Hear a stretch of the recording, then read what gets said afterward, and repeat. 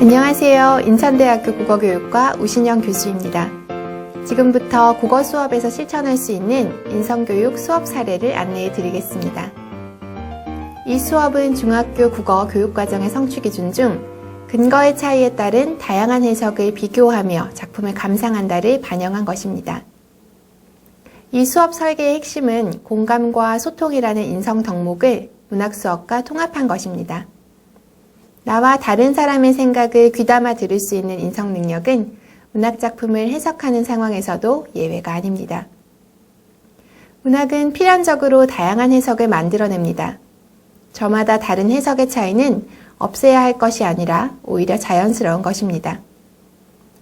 학생들은 문학 수업을 통해 같은 작품이라도 읽는 이에 따라 얼마나 다양하고 풍요롭게 감상될 수 있는지 경험하게 됩니다. 다양한 해석에는 나름의 근거가 있으므로 결국 해석의 차이는 근거의 차이라 볼 수 있습니다. 독자들마다 해석의 근거가 다른 이유는 독자의 관심, 경험, 배경 지식이나 가치관, 사회문화적인 맥락 등이 다르기 때문입니다. 따라서 사람마다 다른 근거가 만들어내는 해석의 다양성을 이해하고 공감하면서 자신의 해석을 수정하고 또 성장할 수 있게 됩니다.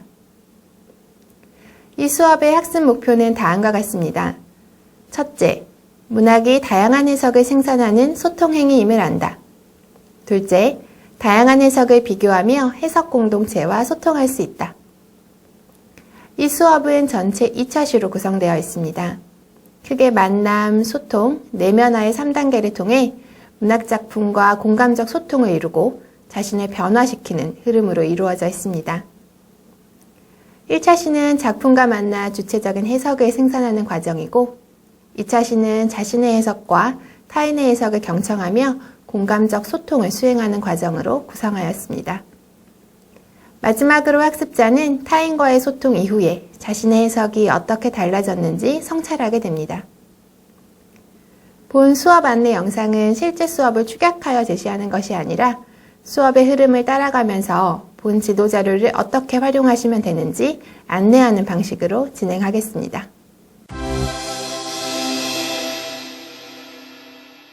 그럼 지금부터 2차시 수업을 안내해 드리겠습니다. 2차시 수업의 학습 목표는 자신의 해석과 타인의 해석을 경청하며 공감적인 소통을 수행하는 것입니다.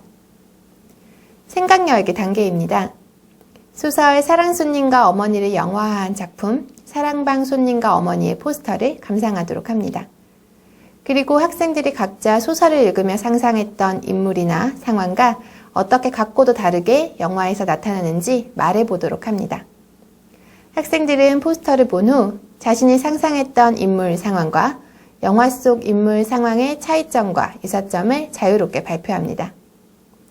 학생들의 답변을 바탕으로 사람마다 작품을 읽으며 상상하고 해석하는 바가 다양하다는 것을 알 수 있도록 지도합니다. 한편 학생들에게 익숙한 작품 중에서 영화나 드라마로 만들어진 다른 소설들의 사례를 찾도록 하고 원작이 어떻게 해석되고 변형되었는지, 그러한 차이는 왜 발생했을지 발표하도록 지도합니다. 다음은 첫 번째 학습 활동인 타인들의 해석을 경청하다 단계입니다. 모둠별로 지난 시간에 완성했던 원고지를 나누어 읽도록 안내합니다. 이때 단순히 읽는 것에 그치는 것이 아니라 학습지에 조원별로 도출한 의미와 그 근거를 정리하도록 지도합니다.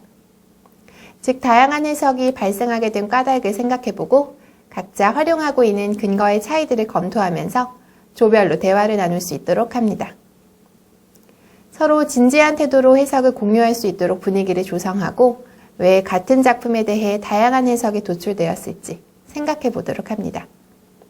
또한 작품 이해나 해석의 결과가 지나치게 단순하거나 빈약한 학습자가 있을 경우에 교사가 몇 가지 예시를 추가로 제시해주고 조별 활동에서 해당 학습자가 소외되지 않도록 배려해주는 것이 좋습니다. 선택 활동으로 전문 독자의 비평문을 제시할 수도 있습니다. 학습자들의 흥미나 수준, 수업 상황에 따라 선택할 수 있는 활동입니다. 학습자의 스키마와 흥미에 맞게 요약한 비평문 2편을 제공하고 진지하게 읽어볼 수 있도록 안내합니다. 학생들이 전문 독자들의 해석도 다양할 수 있고 단 하나의 정답은 없음을 경험할 수 있도록 하기 위한 활동입니다.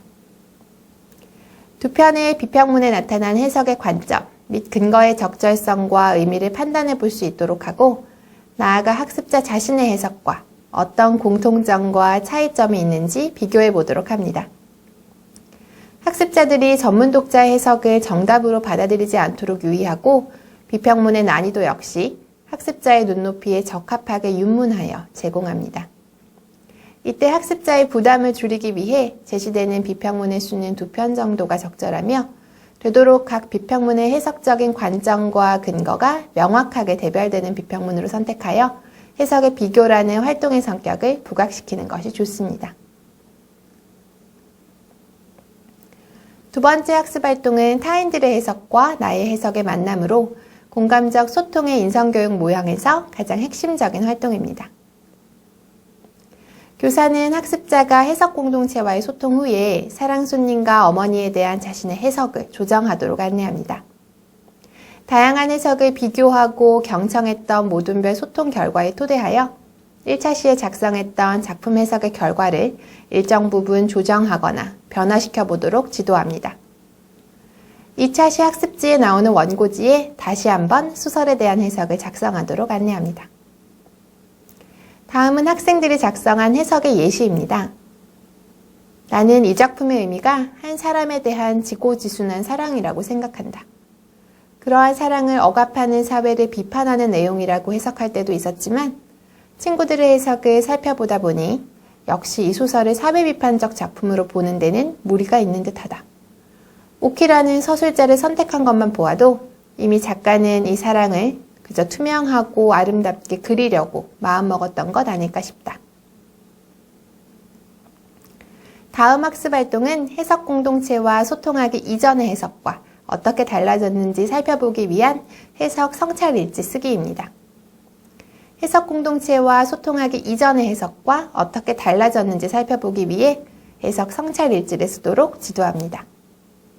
학생들은 타인들의 해석을 듣고 그들과 대화하는 과정을 통해 나의 해석이 얼마나 더 넓어지고 깊어졌는지 확인하면서 해석 성찰일지를 작성합니다. 이 성찰일지는 그게 소통 이전의 해석, 소통 중의 해석, 소통 후의 해석, 활동에 대한 성찰의 흐름으로 작성될 수 있습니다. 마지막 정리 단계입니다. 이번 차 시에 활동한 내용들을 회상해 보도록 안내합니다. 학생들은 활동 내용을 복기하고 활동의 의미에 대해 음미해 보는 시간을 가집니다.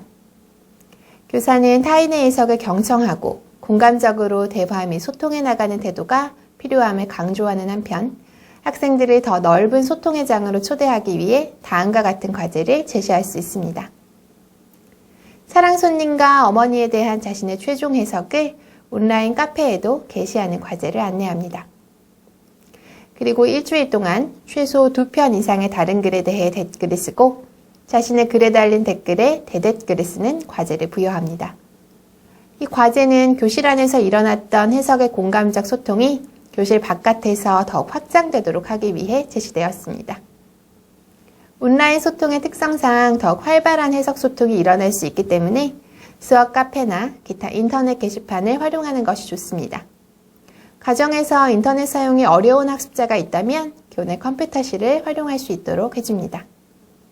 또한 다른 학습자의 해석을 최소한 2편 이상 읽고 댓글을 쓰도록 함으로써 타인의 해석에 대한 공감적 경청과 책임 있는 응답이 수행되도록 유도해야 합니다. 참여를 독려하기 위해 지정 댓글자를 정해주는 방법도 사용될 수 있습니다. 이제까지 사랑손님과 어머니를 읽으며 해석의 다양성을 만끽하고 해석의 소통을 통해 자신을 성장시키는 문학 수업을 안내해 드렸습니다. 이 수업의 목적은 단순히 해석을 잘하거나 잘된 해석들을 두루두루 비교하는 데 있지 않습니다. 문학작품의 해석 그 자체보다는 다른 사람의 해석을 경청하고 그것에 공감하는 과정을 통해 자신의 해석을 성장시켜가는 과정을 더욱 강조하였습니다.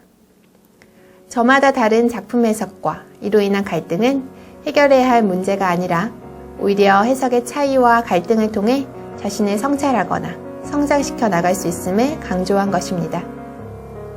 이처럼 타인의 해석을 공감적으로 경청하고 다른 해석들과 비교하며 각자의 해석을 만들어내는 근거들을 비교하면서 해석은 점점 심화, 확장됩니다. 한 사람의 해석뿐만 아니라 다양한 사람들의 해석이 모여 집단 지성이 작용하는 체험도 하게 됩니다. 이러한 과정을 통해 학습자는 다른 사람의 생각에 공감할 수 있는 인성 능력을 키워갈 수 있습니다. 함께 읽은 문학작품에 대한 다른 사람의 생각을 잘 듣고 공감적으로 이해하는 것. 바로 문학작품을 동료들과 함께 해석하면서 키울 수 있는 인성 능력입니다.